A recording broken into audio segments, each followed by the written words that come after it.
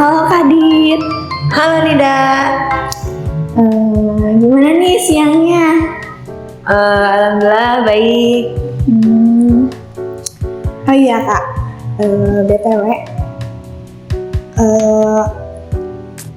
tau nggak sih kenapa gitu anak-anak zaman sekarang tuh kayak mereka tuh susah buat bersosialisasi dengan orang baru. Tau nggak sih itu kenapa gitu ya penyebabnya, sama ada gak sih tips-tips sama dampak dari sebuah tragedi itu? Nah, sebelumnya anak-anak yang kesulitan bersosialisasi dengan orang baru adalah hal yang umum terjadi. Hal ini bisa disebabkan oleh berbagai faktor seperti rasa malu, kecemasan sosial, dan kurangnya pengalaman berinteraksi dengan orang lain. Nah, buat penyebabnya sendiri, yang pertama mungkin dari rasa malu. Seorang anak yang pemalu mungkin merasa tidak nyaman atau takut saat bertemu dengan orang baru. Kemudian yang kedua, kecemasan sosial. Seorang anak dengan kecemasan sosial mungkin mengalami ketakutan dan kecemasan yang berlebihan dalam situasi sosial. Jadi banyak juga ya ternyata dampak sama penyebab-penyebabnya tuh. Iya betul, Kayak gitu ya Kak. seperti itu. Terus ada lagi nggak sih dampak yang terjadi? Kenapa sih si anak itu tuh bisa sampai kayak gitu? Mungkin untuk dampak sendiri, anak kesulitan dalam belajar dan berkembang. Anak yang berkesulitan bersosialisasi mungkin mengalami kesulitan dalam belajar, berkembang sekolah. Kemudian anak itu merasa kesepian dan tidak memiliki teman, sehingga mereka merasa kesepian dan terisolasi. Oh iya Kak, terus ada gak sih cara atau strategi lainnya buat membantu si anak tuh biar nggak kayak gitu? Terus biar si anak itu bisa buat bersosialisasi. Kan nggak mungkin kan kalau misalkan kita itu hidup sendiri, sedangkan manusia itu Makhluk sosial. iya makhluk sosial gitu Iya. kan hukumnya. Betul. Ada nggak sih Kak Yang pertama, spill kecil-kecil lah gitu? Nah, yang pertama, kita sebagai orang dewasa memberikan dukungan dan pengertian kepada anak tersebut agar anak tahu bahwa Anda memahami dan mendukung mereka. Jadi kita sebagai orang dewasa harus mendukung gitu ke si anak itu agar mereka tuh tahu kalau kita tuh mendukung mereka gitu. Kemudian berikan dorongan kepada anak tersebut untuk bersosialisasi. Contohnya, ajak anak tersebut untuk mengikuti kegiatan sosial sesuai dengan minatnya. Kemudian ajarkan keterampilan sosial kepada anak tersebut agar si anak itu mempertahankan pertemanan dan menyelesaikan konfliknya itu sendiri. Jadi kayak gitu ya. Ternyata bahaya juga ya kalau misalkan seorang anak itu tuh susah gitu buat bersosialisasi. Ada lagi nggak sih Kak kayak catatan-catatan kecil atau enggak catatan pentingnya buat kita gitu sebagai Seorang dewasa atau contoh gitu ya. Iya sih bisa dibilang kayak gitu. Nah kadang juga ya aku ngerasa kayak aku sendiri gitu, walaupun aku sekarang kebilangnya udah masuk kuliah, rasa atau hal yang kayak gitu tuh pernah aku alamin juga gitu kan. Bahkan mungkin sekarang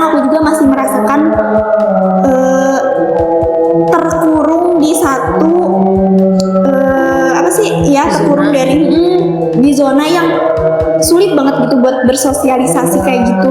Kadang emang susah gitu. Gimana Kak? Nah, buat catatan pentingnya, penting untuk diingat bahwa setiap anak tuh berbeda-beda, mulai dari karakter, sikap, perilaku, dan lain sebagainya. Iya betul sih betul. Apa yang dihasilkan untuk suatu anak belum tentu dihasilkan dengan orang lain gitu.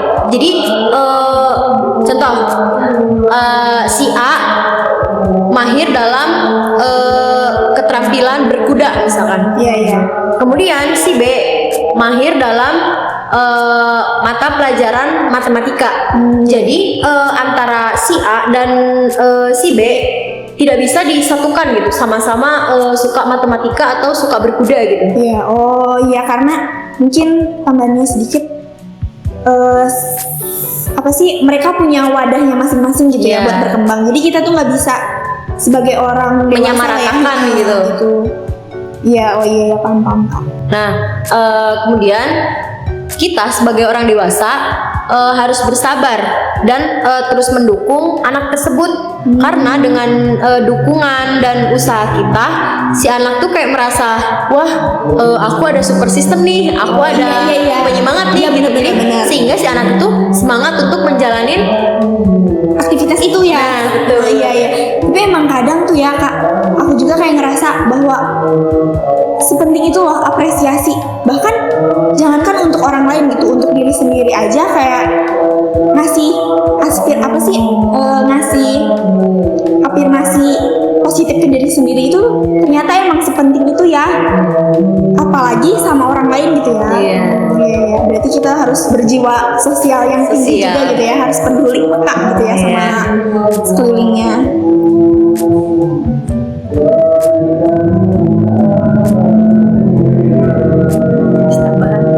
Terus ada tambahan lain nggak sih Kak dari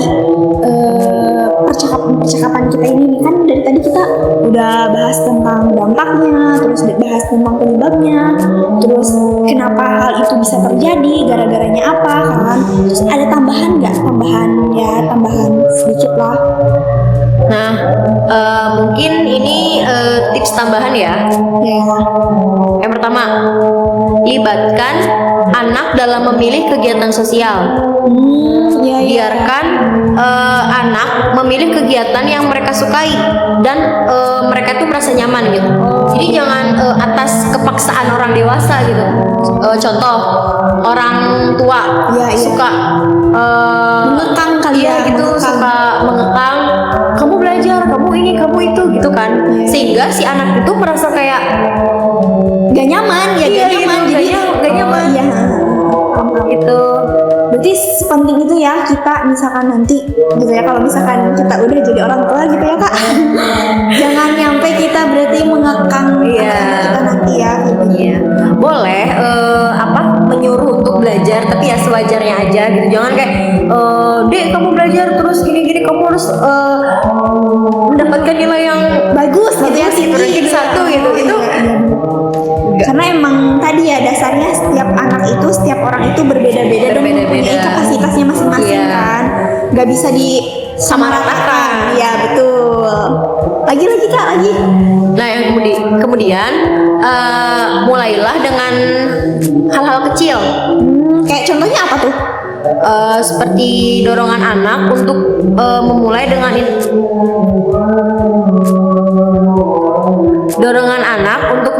dengan interaksi singkat dengan orang baru.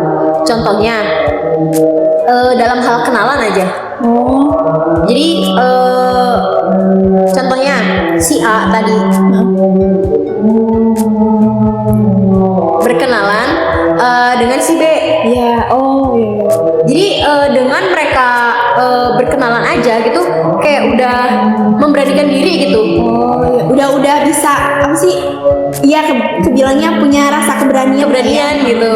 Sehingga si anak itu memiliki interaksi singkat dengan orang baru, seperti menyapa tetangganya sendiri atau teman sekelasnya, bahkan teman sekolahnya pun mereka sapa gitu. Kemudian yang ketiga, berikan pujian dan penghargaan atau sering disebut apresiasi gitu ya.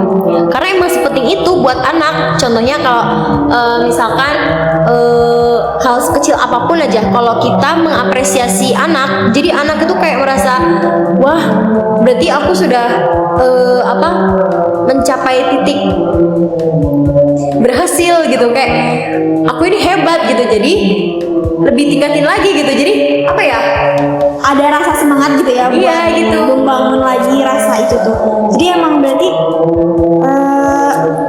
jangankan maksudnya buat kita ngasih misalkan apresiasi. Ya jangan ya sebuah apresiasi itu berarti nggak usah dari sebuah materi juga kan ya Kak. Misalkan bisa dari kayak perkataan doang aja, kamu selamat ya, kayak gitu. Itu juga udah termasuknya dorongan buat si anak itu supaya bisa berkembang gitu kali ya. Iya, betul gitu. Gitu ya Kak. Terus ada lagi nggak Kak? Nah, yang terakhir, buatlah suasana yang menyenangkan. Buatlah belajar bersosialisasi menjadi pengalaman yang menyenangkan dan positif bagi anak. Berarti peran penting dari orang tua juga itu sangat benar-benar penting banget ya. Sangat berpengaruh. Iya, berpengaruh banget buat pertumbuhan kembangnya si anak gitu kan. Jadi emang semuanya balik lagi dari parenting orang tua ya. Orang tua gitu. Oke. Udah Kak? Udah gitu aja. Udah gitu aja. Ini pembahasan selama beberapa menit itu benar-benar penuh dengan ilmu semua ya. Walaupun ya Masya Allah, kita juga agak deg-degan dikit. Tapi Masya Allah, makasih Kak atas ilmu yang udah Kadit berikan. Semoga ini semua bisa bermanfaat.